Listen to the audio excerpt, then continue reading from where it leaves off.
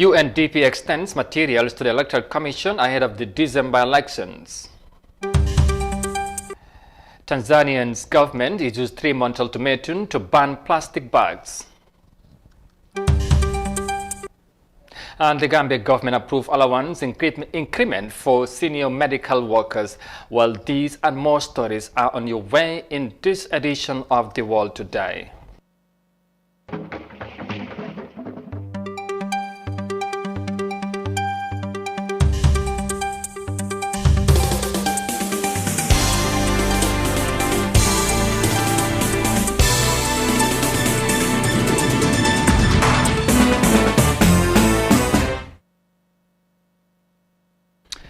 Hello, you're watching the World Today News Bulletin on Africa TV. I am Amadou Kante. Many thanks for joining us. And now the news in detail.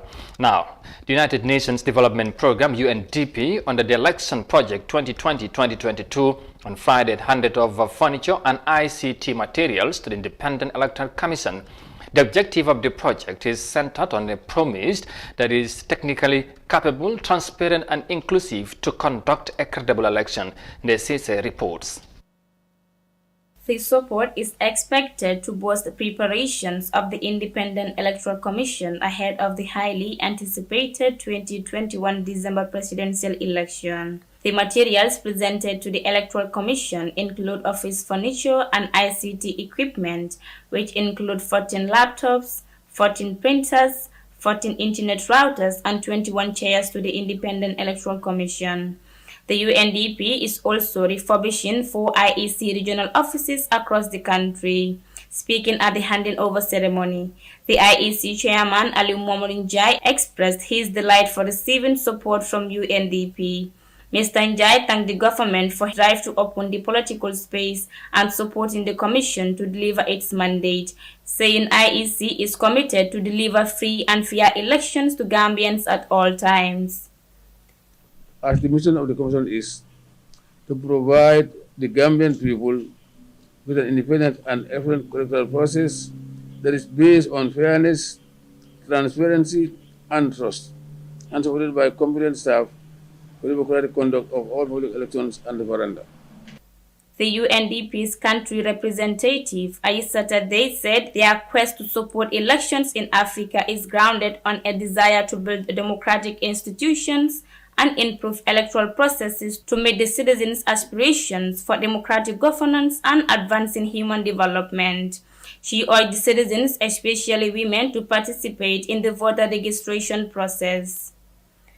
The first milestone will be the registration, and thank you, Mr. Honorable Chairman, on highlighting the fact that it will be a digital registration in a very processed manner, open manner, but also very inclusive.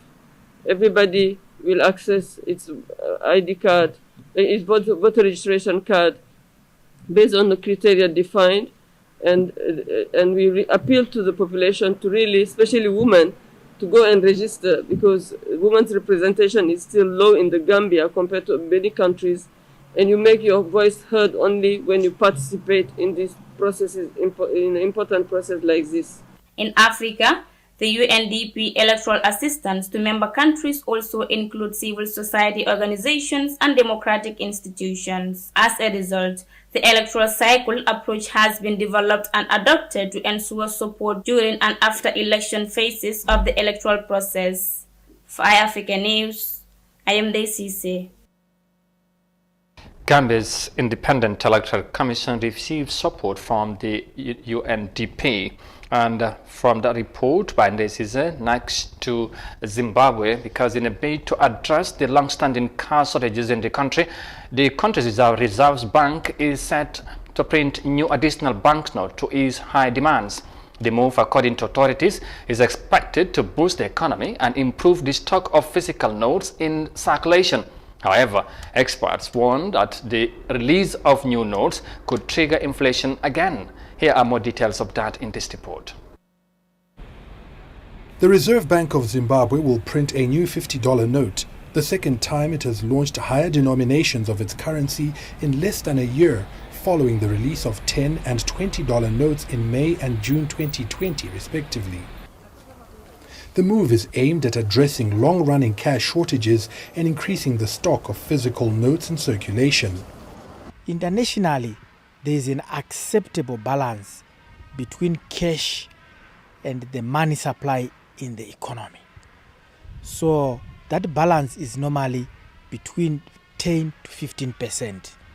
So the cash ratio in Zimbabwe was around 3%, but less than 5%.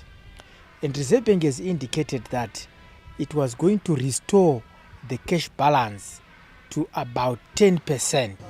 Given Zimbabwe's history with hyperinflation, the release of new banknotes is inevitably accompanied by fears that it could cause inflation to go up. However, analysts have allayed those fears, citing the central bank's measured injection of cash into the economy as well as its tight leash on money supply. What causes inflation, or what has been causing inflation in Zimbabwe, is not mainly cash, but the increase in the bank deposits occasioned by mainly treasury bills in the past and credit expansion at government and private sector level. So the mere increase of cash without increasing the money supply in the economy does not result in inflation. Inflation, which closed 2020 at about 340%, is expected to continue its retreat on the back of stringent fiscal management as well as a stable local unit, which continues to hold its own against a greenback on the weekly foreign currency auction. The official rate has hovered at around $81 to 1, while there have been little fluctuations on the previously volatile parallel market, where rates have remained within the 100 to 105 to 1 range for several months now. From that report in Harare, Zimbabwe, we come back home. Now, in its second cabinet meeting on Thursday, the Gambia government adopted a paper presented by the Minister of Health for the increment of allowances for senior health personnel, including doctors and PhD holders. The move was taken by the Health Ministry to persuade more highly certified health doctors to join the public health sector. Amin Dao tells us more of that in this report. The country's public health system has for many years struggled to deal with the increasing health demand needs of the Gambian people due to the lack of enough qualified personnel into the health sector. However, the Gambia government has approved a paper presented by the Minister of Health, Dr. Ahmadu Samate, for the increment of salaries and allowances for senior health workers that includes medical doctors and PhD holders as part of efforts to bring in efficiency and attracting incentive packages within the health sector. Ibrahim Asilla, Minister of Information, Communication and Infrastructure, explains the Cabinet's resolution on the demand. Cabinet was informed that over the past years, the Ministry of Health has been finding it difficult to attract highly qualified medical doctors from hospitals to work at the central mainstream ministry because of the sharp difference in salary and take-away home between medical doctors at the Central Ministry of Health and those of their counterparts in the hospitals. Silla further outlined the significance of the Cabinet approval of such requests from the Health Ministry. The difference in incentive packages offered by the different arms of the same ministry is a source of disincentive to strike the right balance in terms of moving the relevant high-caliber staff around to serve where they are considered needed from time to time. Last year, the Gambia Association of Resident Doctors called doctors throughout the country to launch an indefinite strike due to poor working conditions and lack of medical supplies.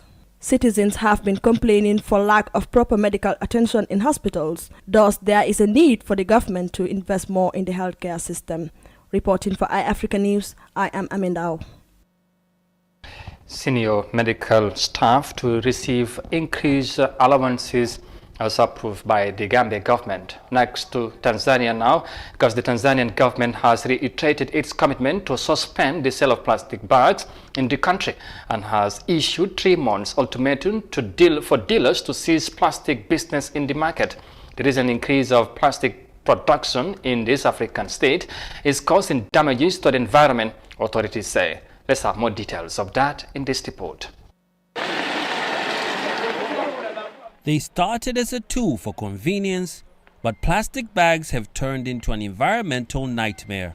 The Tanzanian government had issued a ban in 2019 that saw the country start eliminating single-use plastic from its economy. But now, 2 years later, the minister responsible says despite the ban, there has been an increase in illegal plastic packaging in the country. Using the authority I have, I am now giving a grace period of 3 months to ensure that all substandard plastic packaging is no longer in the market.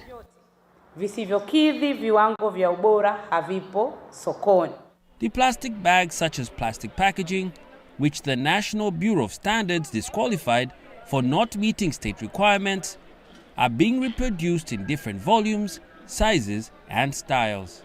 The only packaging allowed has to meet strict government standards and have manufacturer's seal.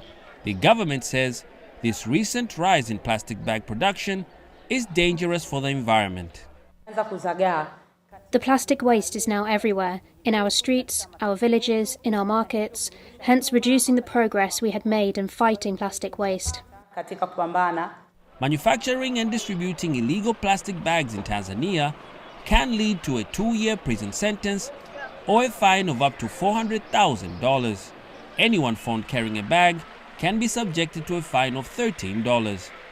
The exact number of fines issued has not been revealed by the government. Worldwide, over 127 countries have introduced some sort of plastic ban legislation. Africa has 34 of these countries, followed by Europe with 29. Despite banning plastic packaging 2 years ago, Tanzania has still continued to fight against a pollution monster of its own creation. And from the report there in Tanzania, we will now take a break and come back shortly with the remaining of the story. Stay with us, we'll be right back. The pride we take in our brand, the work we put into constantly change the landscape and elevate real estate in the Gambia, it's compared to none. From inception, our goal was to add value to the beautiful Gambian landscape. That's why we are proud innovators of community estates. Kololi Sands is an exceptional piece of work, tailored for ultimate convenience and luxury, to bring you an element of finesse that is rare but unique in its own. This is also our pride and joy, and we welcome you to the exquisite beauty right here in Kololi and right here on the waterfront. Kololi Sands, feel the ocean breeze at your doorstep.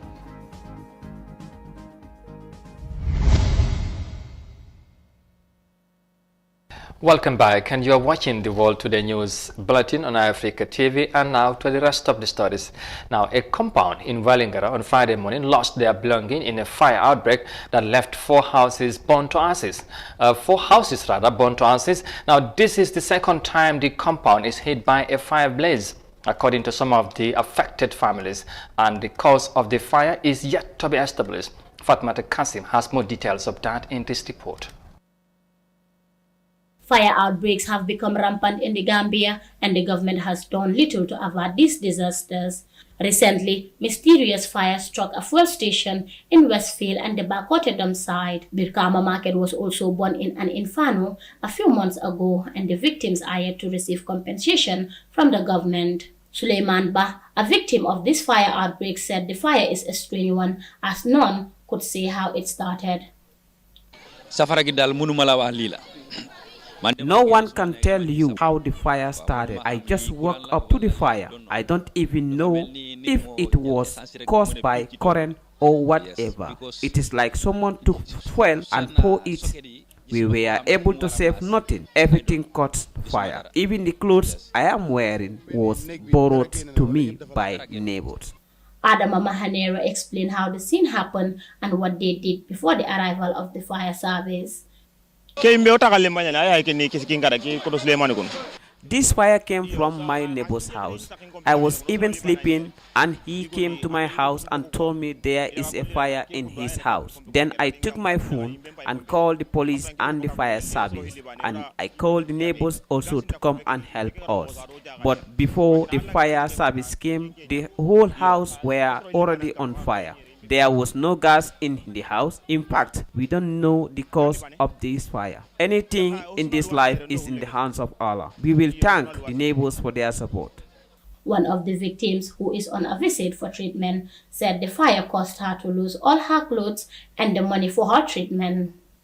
Among the things that were burned to ashes were mattresses, TV sets, clothes, stand fan, and some cash. For iAfrica News, I am Fatoumata Kasim. A very unfortunate fire accident hit a compound in Wellingarade, as highlighted in that report there by Fatoumata Kasim. Next to Uganda now, because the Ugandan government has ordered more than 10 million doses of the AstraZeneca COVID-19 vaccines from India to help contain the pandemic. The ordered vaccines will be used to vaccinate elderly persons in health complications as authorities search for more vaccines. This African country recorded more than 39,000 cases, and all citizens are not to be complacent. Let's have more details of that in this report. A move to contain the COVID-19 pandemic, Ugandan authorities are procuring vaccines.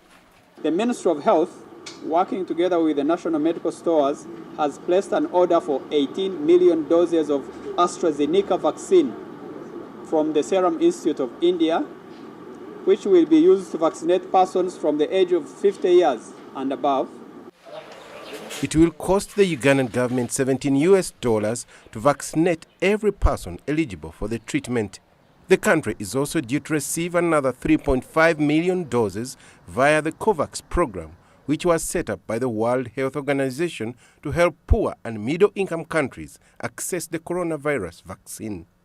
Ugandan health workers say the first batch of vaccines will be used to treat the elderly, persons with underlying health conditions, and first responders, among others.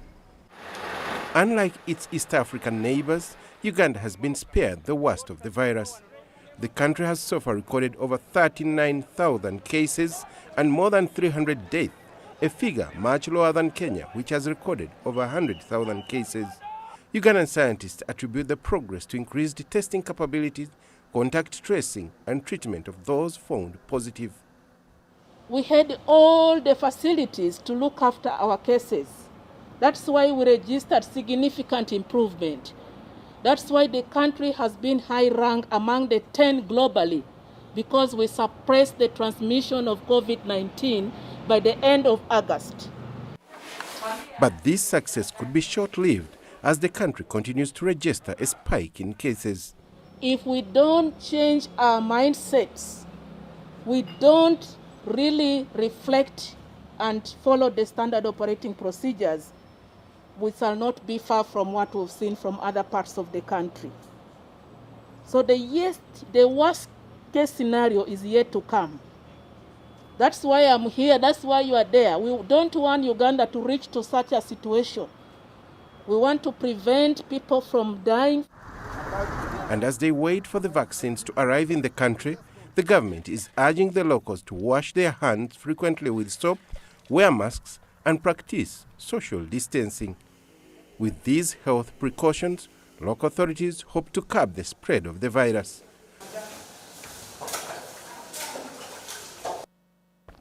Ugandan government ordered 18 million COVID-19 vaccines to help fight against the pandemic. And let's end today's World Today News Bulletin with some music news, because Gambia's Afro-Manding artist Sana Singate, alias ST, held a press conference ahead of his much-awaited album launching on Saturday, 6th February 2021 at the Independence Stadium in Bakau.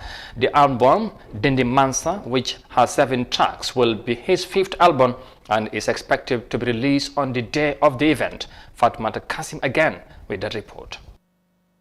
ST is the first Gambian artist to host his own show at the Independence Stadium with an unprecedented crowd and is set to repeat history on Saturday. ST at a press conference said the upcoming 5th album launch at the Independence Stadium in Bakau will be the best in town.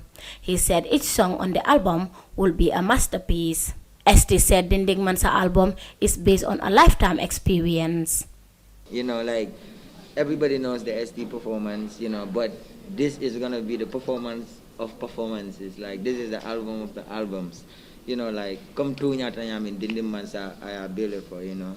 And this album is special to me because it represents the struggle, you know, from day one, you know, like bring laftakala artists from that moment to, you know, nga try nyamin ka kodindingol lobi kata recording kuntung la for point me along kong a mixtape or drop, you know, for album all kana sign for saying everybody talking about us, that journey, that struggle, that pain and that hustle, you know, Dindimansa Kawale represent. Despite the resurgence in the COVID-19 cases in the country, SD is determined to launch his album and said COVID-19 guidelines will be followed, including the wearing of face masks. We'll be giving out face masks. Of course, it's difficult. You cannot provide for everyone, and we hope folks coming to the concert we'll try to have that. And then also at the stadium this year, the way we are setting up our stage, at least we'll have like this huge space where people will be on the 3 pavilions, and then it will give space, even though it's still not enough, but we will do our best.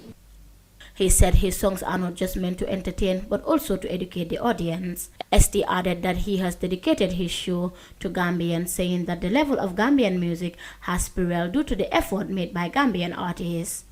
Sana Singate, commonly known by his stage name ST, has quickly positioned himself as one of the Gambia's most popular and innovative young musicians. Following his historic Saluto concert at Independence Stadium in December 2018, Singate has been strategically solidifying his place in Gambia's music industry. For iAfrica News, I am Fatoumata Kasim. And that launching is set for tomorrow at the Independence Stadium in Bakau. Well, viewers, that's all we have for you in today's edition of the World Today News Bulletin. But for more details on this and other stories, as always, you can visit on our website on africa.tv.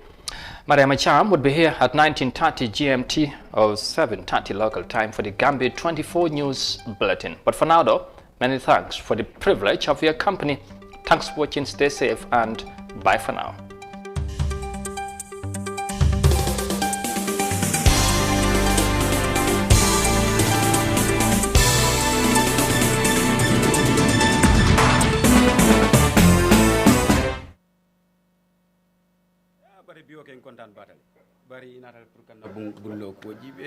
Ito kontan tele makura bari ala ya lonte mon kontan de makura